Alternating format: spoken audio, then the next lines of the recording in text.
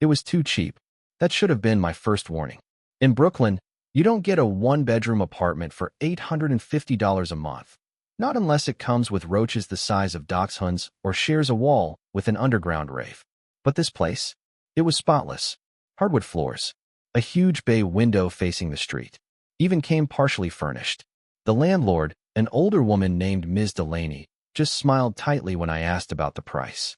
"It's been vacant for a long time," she said. "I'm just glad someone's finally taking it." I should have asked how long. Or why. Instead, I signed the lease that day and moved in the following weekend. The first night was fine. I unpacked a few boxes, ordered takeout, watched some mindless YouTube on my laptop. The Wi-Fi was already set up. Ms. Delaney said the previous tenant had paid for a full year in advance and vanished halfway through. She didn't want to waste the bandwidth. That should have been another red flag. Around 2 a.m., I was brushing my teeth when I heard a soft click from the front room. Like a door latch. I froze. Then, just as quickly, I told myself it was the wood shifting. Old building. Dry air. I went back to bed. The real weirdness started on day 3. I woke up to find a note on the kitchen table. It wasn't there the night before. I was sure of it. Yellow paper. Neat handwriting. No envelope. It read, "Please don't move my chair. I like it by the window." That was it. No name. No signature. I stood there for a full minute, staring at the message like it might dissolve if I blinked. There was, in fact, a chair by the window. A wooden one, slightly curved back, paint chipping. I had moved it the previous day, pushed it toward the kitchen to clear the space near the radiator. Now it was back by the window. My first thought was, prank. Maybe Ms. Delaney had a key. Maybe this was some twisted game to scare off new tenants. But when I asked her, awkwardly, on the phone, she seemed genuinely confused. "No, no one else has keys." "You changed the locks, didn't you?" I had. But I didn't tell her that I'd used the cheap kit from the hardware store. Something about her voice made me hesitate.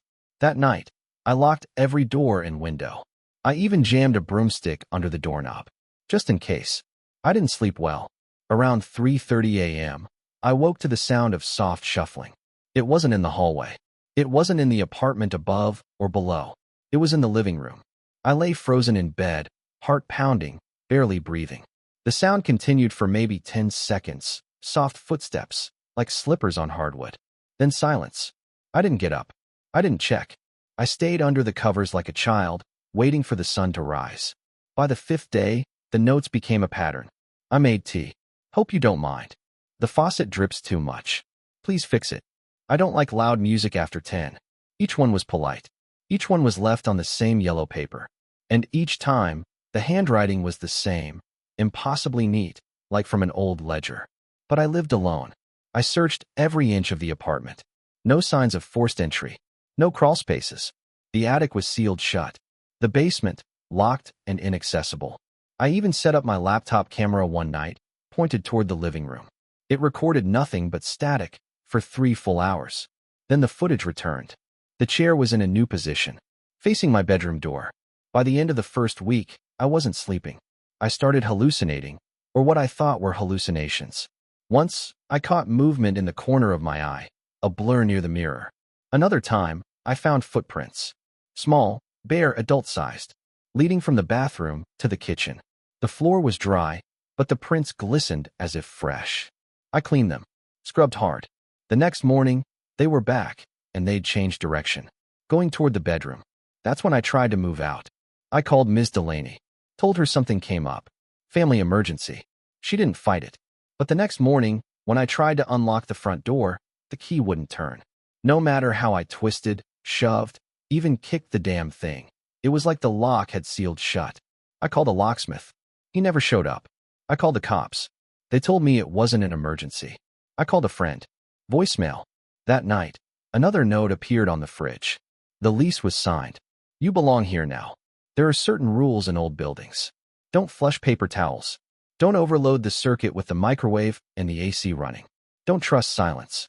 I was learning that last one the hard way. The apartment had gone quiet, unnaturally so. No creaking, no radiator hissing, no footsteps from neighbors. Just a stillness that pressed against my eardrums. I didn't realize how comforting noise could be until it was gone. That morning, I found another note. This time, the handwriting was different, Messier, like someone had written it in a rush. Stop trying to leave. You'll let him in. I didn't know who him was. But the handwriting wasn't the same as the earlier notes. It slanted left. The pen pressure was heavier. It looked desperate. And it wasn't the last one. Over the next few days, the apartment became a battleground of scribbled messages. Neat yellow notes appeared on clean paper. Please respect the quiet hours. Do not touch my books. The key is mine now. But crumpled scraps, torn from lined notebooks, would show up under my door, in my shoes, between the couch cushions. He's watching you sleep. Don't open the window. No matter what you hear. Find the crawl space. That's where I hid it. What did they hide? I turned the place upside down trying to find a hidden latch, a trapdoor, anything. And then I did. It was under the sink. A square panel, painted over but loose at the edges. I pried it open with a butter knife. The smell hit me first, old dust, damp wood, and something metallic. The space inside was narrow, just wide enough to fit a person if they curled up tight. There were scratch marks on the walls, fingernail deep. Inside the crawl space, I found a pile of yellowed notebooks, a metal tin labeled rent, and a bundle wrapped in cloth, tied with string.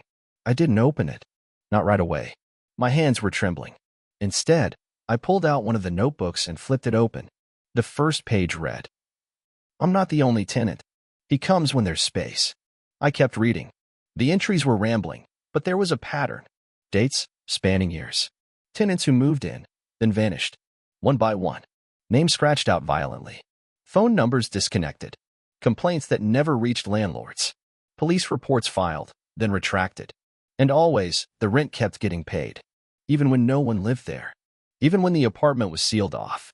He doesn't like new people, one entry said. He wants everything just the way it was. Another read. I tried to stop him. I changed the lock. I burned the chair. That only made him angry.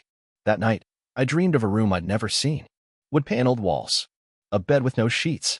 A man sitting in the window chair, facing away from me. He had no face. Just a blur of skin, like wet clay. But I could feel him watching me. I woke up gasping, heart in my throat. The bedroom door was open. I always slept with it shut. On the floor, another note, this one written in my own handwriting. I'm home. I stopped sleeping. I started talking to myself. Pacing. Eating cold soup from the can. The TV turned itself on one night, static blaring so loud I thought the glass would shatter. I unplugged it. Still happened again the next night. The radiator bled heat in the middle of summer. I tried to open the window for air. It slammed shut on my hand. Broke 2 fingers. I didn't go to the hospital. I was afraid to leave the apartment now. Afraid of what might be waiting outside as much as what was already inside. Then the neighbors began knocking. First floor. Third floor. They came one by one. All said the same thing. We're sorry. We thought you were gone. I asked what they meant. The woman from 3C looked at me with wide, fearful eyes. We don't see people come out of that apartment. Not since. She stopped herself. We didn't think it rented anymore. I asked about the previous tenants. The man from 1A, a retired jazz musician, shook his head. People vanish from there. Always have. But the rent checks keep showing up. I tried calling Ms. Delaney again. Disconnected number. Her realty office? Closed. The windows papered up. No trace she'd ever existed. That night, I opened the cloth bundle from the crawl space. Inside was a set of keys. 7 in total. Each tagged with a name. Each one crossed out in red.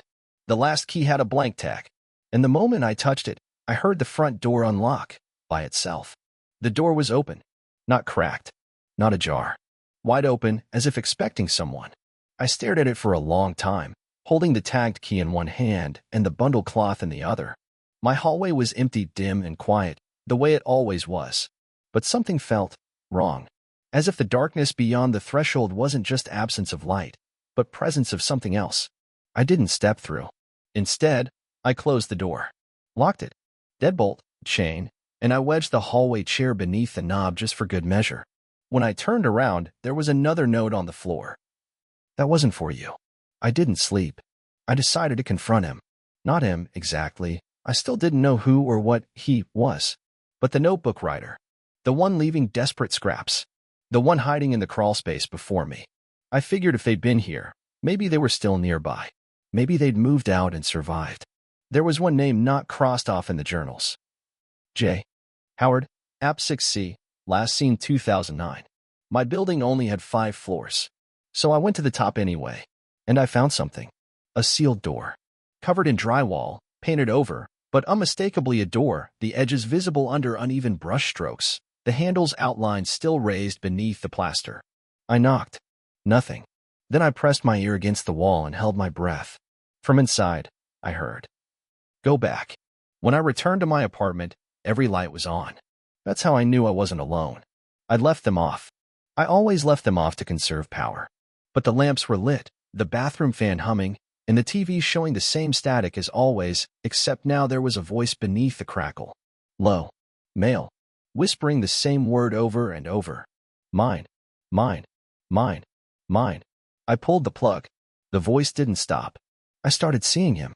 Not clearly, never more than a flash or reflection. In the bathroom mirror, someone behind me. Gone when I turned.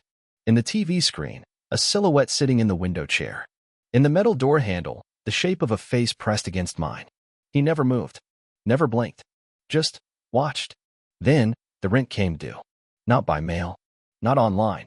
Just a rusted envelope shoved under my door, with my name in the old neat script. Inside was a demand. $8.50. Cash. Drop it in the tin. The same tin I found in the crawl space. The one marked rent. It hadn't been there when I checked earlier. Now it sat in the center of the living room rug, lid open. I laughed. Just a little. Hysterical, shaky. But I paid it. I don't know why. Maybe part of me thought that if I did, it would stop. That whatever was in this apartment wanted tribute more than anything. And what's $850 if it bought me peace? I dropped the bills in the tin. The lid slammed shut on its own. That night, I had the worst dream yet. I was standing outside the building, trying to scream, but no one could hear me. My mouth was moving, my lungs aching, but the sound was trapped inside me. I watched through my own window as a man with no face sat calmly at my kitchen table, sipping tea. The yellow notes floated in the air around him like autumn leaves. He turned and waved at me, and behind him, I was still sitting there, still sipping. There were 2 of me, one inside, one out. Only one would be allowed back in. I woke up in the hallway. Not my hallway. The building's basement hallway. Naked. Cold. Shivering. There was dirt under my fingernails, and my hands were bloody. On the wall beside me, written in black marker, were the words. You gave it to him. I stumbled back to my unit. The door was locked. Chain bolted. From the inside. But I could see lights moving under the doorframe. I knocked. No answer. I banged harder. Let me in. Still nothing. I was locked out of my own apartment. The same apartment I'd never been able to escape from before. And inside, I heard laughter. My own. I stayed in the stairwell for hours, unsure of what to do. Then the mail came. A single envelope slid across the concrete floor toward me. Typed label. My name. Inside. A copy of a new lease. Signed at the bottom, not by me, but by me. Same signature. Same handwriting. But I never touched a pen. I didn't remember signing anything. But the lease had my name. My handwriting. My signature, exactly the way I write the R in Robert, the tiny curve in the Y of my last name. Even the little dot I put beneath the line by habit. It was mine, but I didn't sign it. Worse than that, the lease wasn't for Unit 4B anymore. It was for occupant, the apartment. No number, no name, just the address and the phrase. Occupant will remain as long as occupancy is agreed upon by the unit. By the unit? I dropped the lease and ran. But where do you go when your apartment won't let you leave? And you've already left? I didn't go to the police. I'd already tried that. Didn't go to a friend's house. I didn't trust myself to explain. I just walked. I wandered the city until nightfall. Slept on a bench in a closed skate park. Woke up with a nosebleed and dried vomit on my shirt. Everything ached. But I didn't go back. Not yet. On the 3rd night, I had another dream. This time I was inside a different apartment. Same building.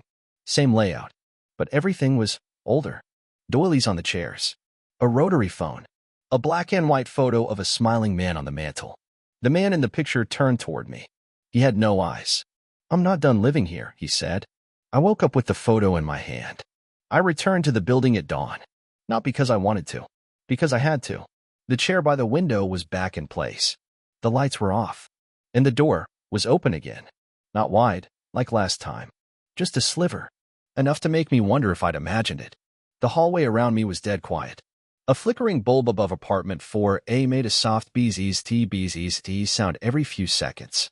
I stepped inside. Everything was exactly as I left it. Even the unopened soup cans. Even the scratches on the mirror. But the apartment was colder. Like something had exhaled, and I had walked into the breath. I went to the window. In the reflection, I wasn't alone. There was someone standing behind me. Not close, just at the edge of the room. Barely visible, but there. A tall man in a gray suit. Clean-shaven. Mouth slightly open. I turned. No one. But the chair had turned, just slightly, facing me. I needed answers. So I did the thing you're never supposed to do. I opened every notebook. Read every page. Some entries were decades old. One was from 1967, describing the Vietnam War protests on the block. Another referenced Miss Delaney's mother as the landlord. All of them mentioned the tenant. Never by name. Just the tenant who stayed. The one who paid in cash. The one who never aged. The one who hated light. The one who hated change. Then I found the page I hadn't seen before. It wasn't handwritten. It was typed on a typewriter. Dated 1984. It read, "Once you sign the lease, you split. One of you lives. One of you watches. The tenant keeps what he wants. He wants you." That's when I heard the knock. Not at the door. From inside the closet. I approached slowly. Every instinct told me to leave, run, never look back. But I opened it. And inside wasn't clothing or shelves or even walls. It was another room. Familiar layout. Familiar furniture. My apartment, again. Only, something was off. The light was wrong. The shadows too sharp. The air humming, like power lines under tension. In the center of the room stood me.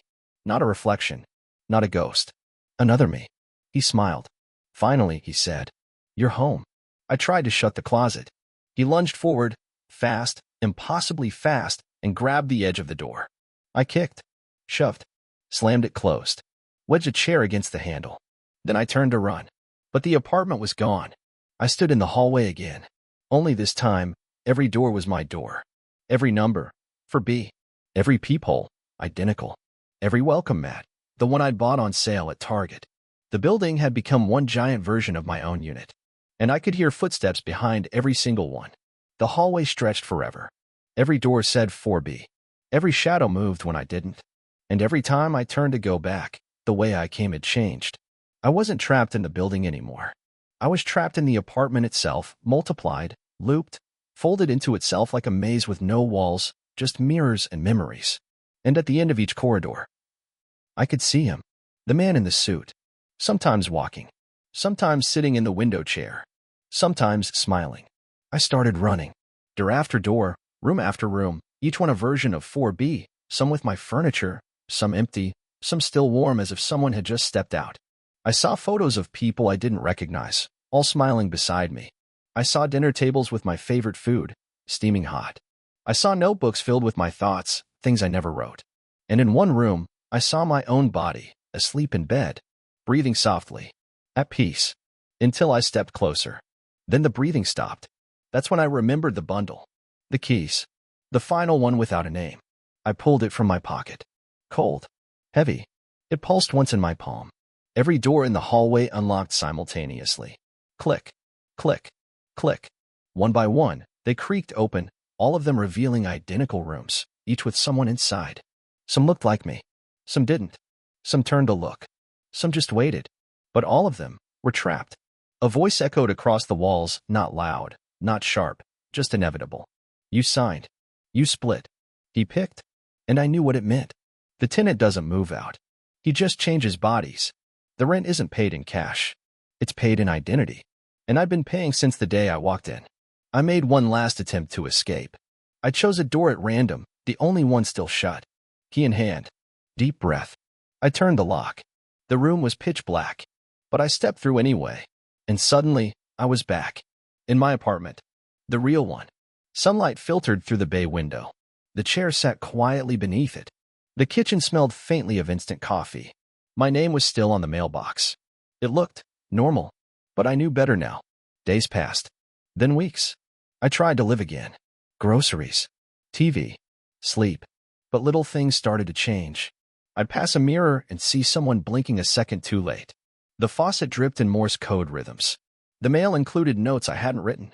I heard footsteps pacing when I was still. And then, I found a new lease on my kitchen table. Blank.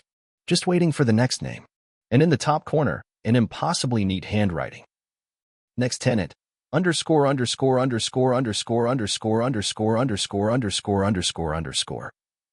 That night, I sat in the window chair. The one I never moved anymore. I watched the building across the street. And when someone looked up from the sidewalk, I smiled.